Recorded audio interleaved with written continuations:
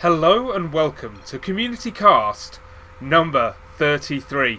I am your host, the vocal terrorist Jesse Rain, and we are here on Sarcasm Gaming's YouTube page with another match between these two players that we saw yesterday. We have our Orange Terran Hero Marine, Ceonsamea, and our Red Protoss, Betamaxx's Yazuac. Guys, remember, don't check out. That would be horrendous. You should check out Yazuac's team page. It's BTMXesports.org with a hyphen between Betamaxx and esports. They're a really, really good team. They do a lot of Formula 1, interestingly enough. I didn't even realise there was a scene in that until I heard about Betamaxx. But they're moving very, very slowly into the StarCraft 2 scene. They've picked up 3 decent players now in Wolfie, Yazuac and Raven. And it'll be interesting to see what they come out with in the future. There's a running joke from, I believe Colin Thornback started it, from I-48, where Ceonsamea and Hero Marine look exactly alike. And MF Hype's just left the game. I guess EDE must be mostly made up of former MF players, because I remember Ceon was on MF before. He was MF Ceon. So perhaps the same happening here.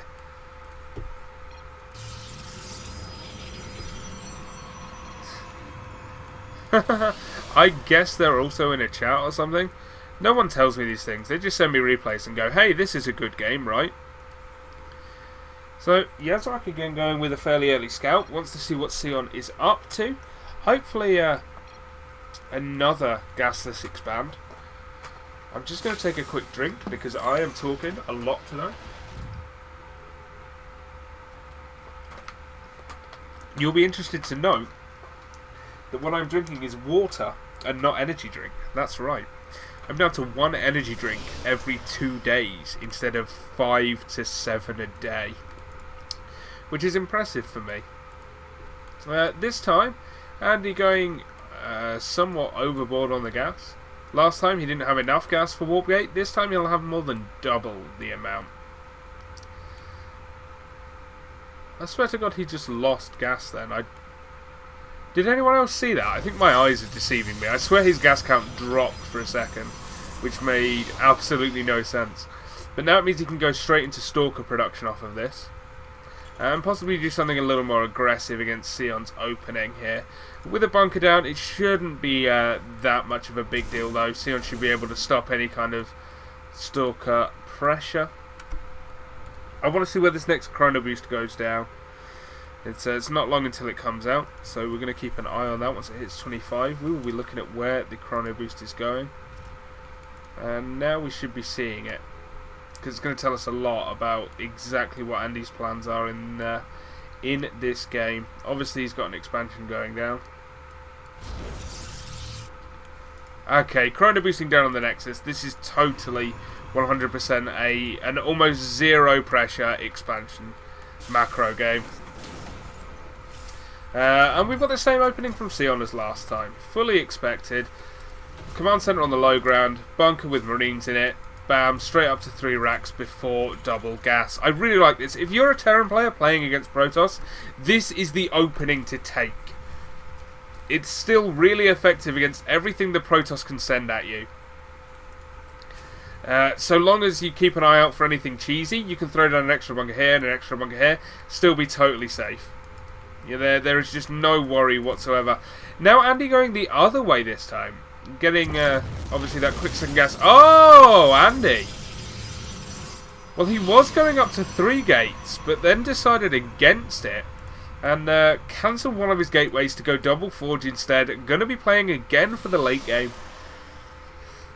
And an earlier mothership core this time. Unless he lost his mothership core last time, but I don't remember seeing one. That mothership core, by the way, is so good. You can use that very, very defensively in the early gaming. Can almost get that instead of sentries in PvP. Or at least can get fewer sentries. Which is great because they cost a lot of gas. And that's gas you can spend on tech. Warp gate done. Still just going to subsist off of 2 gates at the moment. Wait and see what tech path he goes down. Will it be Robo again, or will he be heading into the murky world of quick Templars, maybe DTs. We will have to wait and see. The extra 2 gas are already down. Meanwhile, in Ceon's base, we see the factory coming up. We see the eBay coming up. Not going to be as far left behind in upgrades this time. And it is. Look at that. It's going to be a Twilight Council. Still no Robo on the way. It's going to be interesting. I really want to see where Yazuac's going with this. I can freely admit he's a much better Protoss player than I am. And because of that, it's really, really fun to watch him, to see exactly what he's coming up with. So, more gates. Okay, this is just going to be a big gateway pressure from the looks of it. But there's still only 4 gates, which is not as many as he could theoretically be getting. Charge coming out as well. Is he just going like very... what? Okay, I've got some ideas about where this might be going. It's going to be interesting to see exactly what Ceon's plan here is.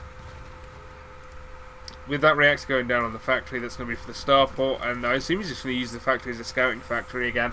Widow mines could actually be decent here, though, if he decided to get them. A couple of Widow mines, like, say, here and here, or maybe even one here, just to catch this mass of zealots that's going to be heading towards him. Yeah, this is going to be really, really quick, like Zealot High Templar, Zealot Archon. Wow! I've not seen a build like this against Terran in a long time. It's going to be interesting to see how effective it is. Third base is coming down for Ceon. As we've seen before, he really, really wants to hit that macro game hard. But Andy's got some tricks up his sleeve. When will this be time to hit? Probably as 2-2 finishes, I shouldn't wonder. Move out with a probe, drop a pylon, probably a pylon back here, and then a pylon down here, and come straight up that ramp. But Ceon's actually going to be the first one to move out, and this could be a good timing to hit. There's not a great deal of units here to defend. We're starting to get the gateways finished now, but Psystorm isn't done. So if he's going to hit, now would be the time, and it's going to be the same attack as last time. With that Doom drop, the double drop rather, into the main. Oh, straight on top of High Templar, nice feedback! And that's going to force him to pull back. And now taking that probe down, but the probe's seen it, so Andy will be able to prepare for this. Great moves there by Yazuac. Not going to fall for the same trick twice, it would appear. But we have Ceon preparing much in the same way as last time. Getting Ghosts out faster now because he knows High Templar are already a thing, and he's just going to push up here. See what he can do. Try and get into a good position. Stims in. Psystorm not yet done. So this could be a great position for him. Ceon does split and a good photon cannon on that Nexus. You guys have no idea. Well, maybe you do. But it's such a great defensive tool. It has a huge range. Does a ton of damage. And Ceon is effectively held off here. Now with Psystorm finishing, along with 2-2, he's going to be in an even worse position. Now, he does have the third base though, so Yazuac, it is required for him to do some damage. It's not enough to just sit back here and have a good composition. You have to do something with it. +3 armor started. I imagine +3 weapons will be coming out fairly soon. And here comes Yazuac, moving down with his charge lots. They are doing a ton of damage. Not the greatest of storms. Ceon was able to move it out of it fairly quickly. Time warp on half the army. But Yazuac, once again, is dropping in supply quite fast. He lost a lot of High Templars there. Now it's just Zealots and a Mothership Core.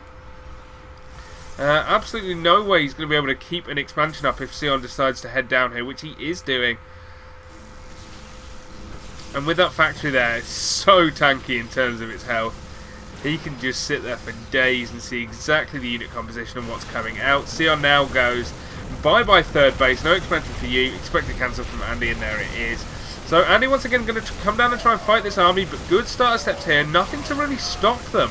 Only 1 sentry. The force was going to be nice, but it's still not great. And now actually blocks that Zealot off, and Ceon just gets out of there. He's like, no, I've had enough. I'll wait for the rest of my army. You still ain't going to be able to take this third base. No way, no how, boy.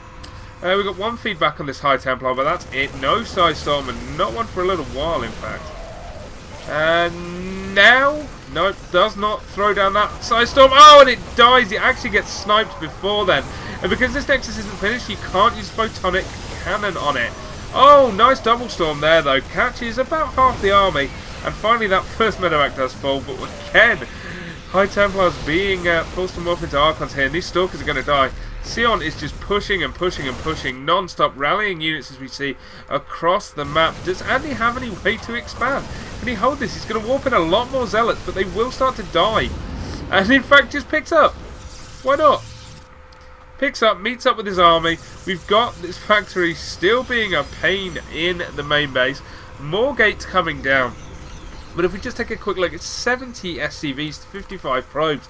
Ceon can just keep producing units all day long. We've got double robo that is not going to be able to be used right now. Because he just does not have that kind of income. Now there's Ghost with this army. He could easily move in here and take down this this army. Some good EMPs, maybe even a snipe on the High Templar, and you've got, what, nothing left here. Scans, sees the army composition and goes, you know what, I'm going to kill you. Not the greatest of EMPs, it must be said, but a good second one does remove all the energy from those High Templars. So it's time to morph them into an Archon. Zealot's not engaging effectively, only engaging part of the army. Coming in from the side, now engaging a bit better, but there's too much bio here. And with no Mothership Core there, no Photon Cannon. So, bye-bye Nexus. Once again, Yazuac is stuck on 2 bases. He's having to sit back here, he's having to defend with everything he's got, and the problem is, Seal's just like, oh, I'm just going to expand, you know, I'm just going to keep putting the pressure on, but not overcommit, and I'm going to make sure you never ever take a third. And so long as that happens, these minerals are going to start to get starved. Look at this, and look at Andy's bank, it's almost nothing. These minerals are going, he's got double robo producing nothing. He was building up for a big attack as he placed down his third, and instead he kind of got dicked. So here comes the first Colossus, and well, really it's all feeling a bit too little too late. There's 8 Ghosts out at this point, and Ghosts actually surprisingly effective against Colossus, because the Colossus doesn't do a great deal of damage to them. Along with the 3 Marauders in there, he should be in a good position. Wouldn't mind him taking these rocks down. But of course, one Marine here shows, yep, still no third base. There is a pylon down here. Should he try and take it in the future? But I just don't see how that's going to happen. It looks to me like Ceon is going to be starving Yazuac out of the game. Decent EMP there, but again, not the best. He is, however, able to get up this ramp, and now he's in a good concave. The AoE not doing everything it would want to do. That Archon disappearing. The Colossus will fall very quickly. Nice use of the starter step there to get the most effectiveness out of them possible, but they will start to fall. Ah, he's actually going to snipe down the robotics facilities, damaging Andy's ability to continually produce in the future. While the Colossus still do damage, this Colossus is on 5 HP, but it's still alive. Another EMP drop down, and Ceon's pressure is just going to continue and continue and continue. I don't see any way of Yazuac stopping this. It is now 5 base against 2. As the Colossus fall, well, Andy's got to consider a GG here, unfortunately. He played very well the first game. This game, unfortunately, did not go his way. I mean, the first didn't either, but it was a lot closer than this. Ceon, with just a good pressure timing, some great engagements, is able to take this game as the GG comes out from Betamaxx's Yazuac. Unfortunate for you, Betamaxx's Yazuac, but I'm sure we'll see more of you in the future. I know he's a great player, so hopefully I'll be grabbing some more replays from him in the next couple of weeks. Ceon, though, fantastic player. Really could go far in StarCraft 2 if he decides that is his future. Thanks very much for watching, guys. I've been your host, The Vocal Terrorist. Don't forget to check us out at www.sarcasmgaming.com and support Yazuac's team Betamaxx, at www.betamaxx-esports.org. A link will be provided in the description. If you want to find more from me, I'm over at youtube.com/VoctorGaming. Once again, thanks all for watching, and I'll see you all tomorrow with another replay.